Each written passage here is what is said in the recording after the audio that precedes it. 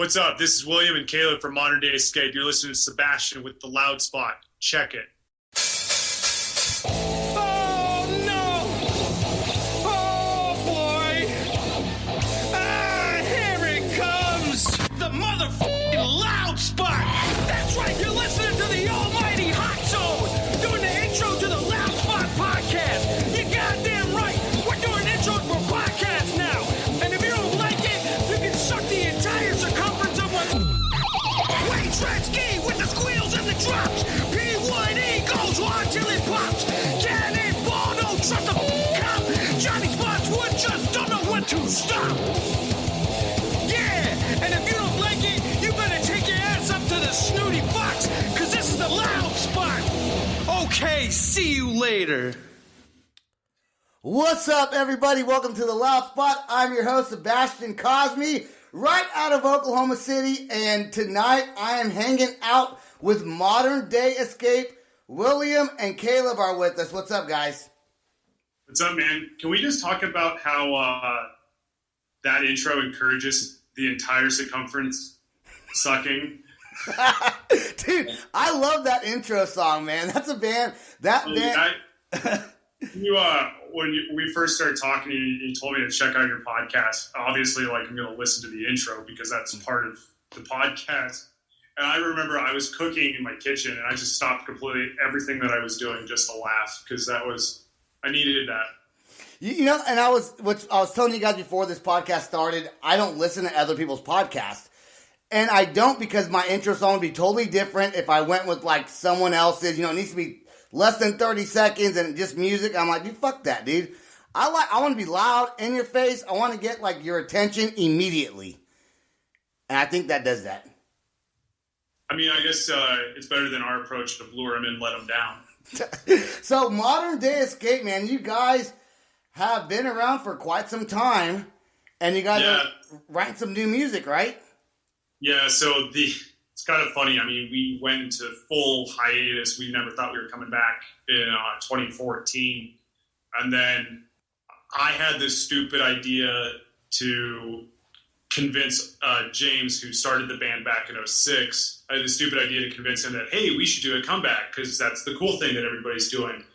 And, just through a little bit of back and forth, we mutually decided, yeah, you know what, let's do it. Let's make a comeback. So we kind of took old music that we already had, rewrote it, modernized it, because we've changed, music's changed, everything's changed.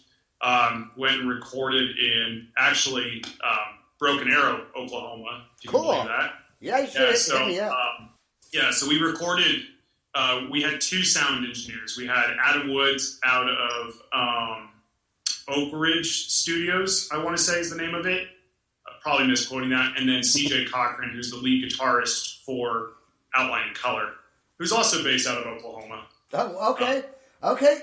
So I did notice when I was listening to today, I went online just to, look up the band and read some other articles and things like that. And I was listening to some of your older songs from the earlier 2000s. And then the songs that you have now, or especially Worst Kind of Curse that just came out. The music style has definitely changed a little bit. Okay, I'm going to put us in a time vault. And we're going to rewind back to 2013, I want to say. Okay. We were doing an interview in Orlando, Florida, in absolute torrential downpour rain. And we said two things that I think hold very true to this day. Number one, you can't pigeonhole us and put us in a box. And to quote James, our singer, he said, we like to be in a lot of holes.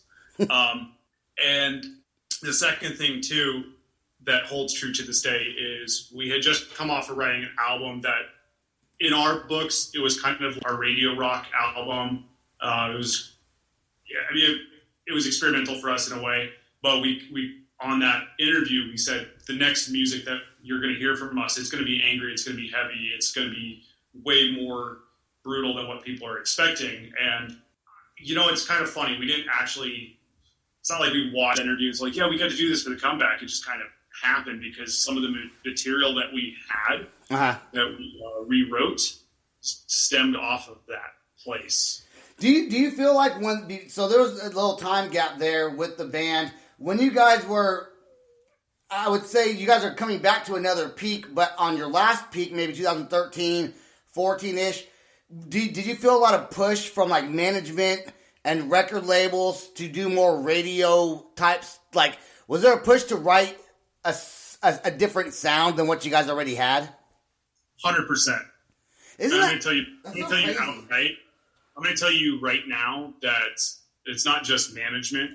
If anything, I know we like to blame management, but the guy who was our manager, if anything, was trying to help us. It was really more the record label, if we're going to be completely honest. Yeah, so and I hear this all the time. It's really kind of cool that I noticed it. I think you'll understand. Sometimes you hear a band, their first album comes out, and a lot of times when the first album comes out, they have a lot of stuff they did before they were signed to the record label, right? So they come out with those songs that maybe the record label kind of jazzes them up a little bit, adds some, whatever they want to add to it to spiffy it up. But then, and the first album's always, most bands, when they come out, their first album is like, that's their band. That's them, that's their sound. And then the second album comes out, and the second album fucking sucks. So my theory on that is, and I can't remember if it was Seosin or Story of the Year that said this, but I think it holds true for just about anybody, is that first album, sometimes the first two albums, if material from the first gets rolled into the second, they've had their whole lives, quote unquote, to write what would become that. Right. And then, boom, you're on a record label, and now you got to get another album out in quick succession. And I think that adjustment's hard for people. It's obviously very doable, and a lot of people can do it successfully. And I like to think that Modern Escape did that successfully too. It's a hard adjustment. Yeah, man. Caleb, are you playing Pokemon Go back there? No, I'm just chilling. Here, let me hit here. I can. Oh dang! Let me see if I can catch anything good. Hold up. Let's see if we're in Pokemon hotspot. Yeah. That's right, folks. You turn in. Ha! Surprise! Pokemon. What's up? All right, perfect. Yep, Oh, we got a Bulbasaur. So everyone who knows Modern Day Escape, they love Pokemon Go. So, dude, okay. Worst kind of curse. I know you guys are proud of this song. This song really, when I heard it, it sounds really good. Obviously. I'm going to ask you some questions about this song, but I want to play it right now on the podcast so we can get this show going. So this is a Worst Kind of Curse with Modern Day Escape. Awesome, awesome music, guys. Let's jam it right now.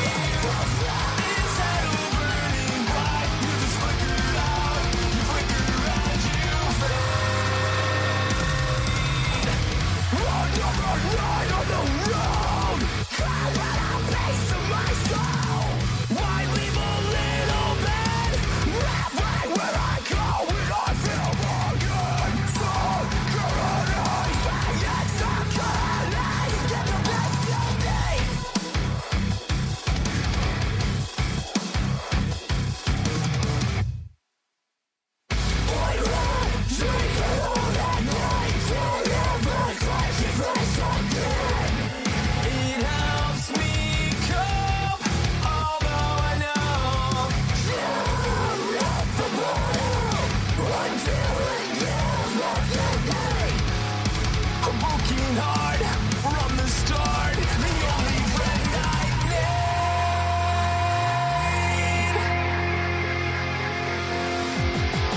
Do you miss feeling like a ghost? Do you miss feeling like a ghost? Do you miss feeling like a ghost?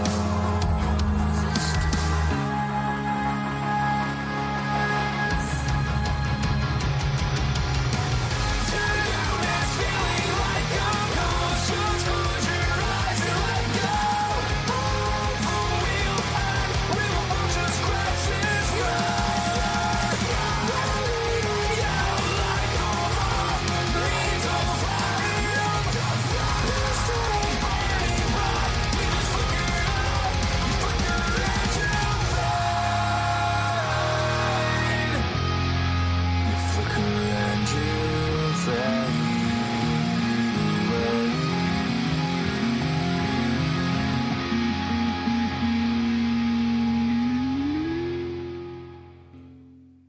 I mean, if that doesn't get your attention more than my intro song, I don't know what will. Because that is fucking awesome.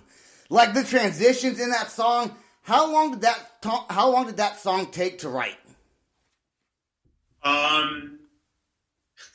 So technically 4 years, but I mean, as for putting it on this album, I would say it took us 9 months to like really hammer it down, and then even once we got to the studio, like in the first verse when you kind of hear that lead guitar riff come in, that wasn't written until we were actually in the studio. Okay, so when you write your music now, go ahead.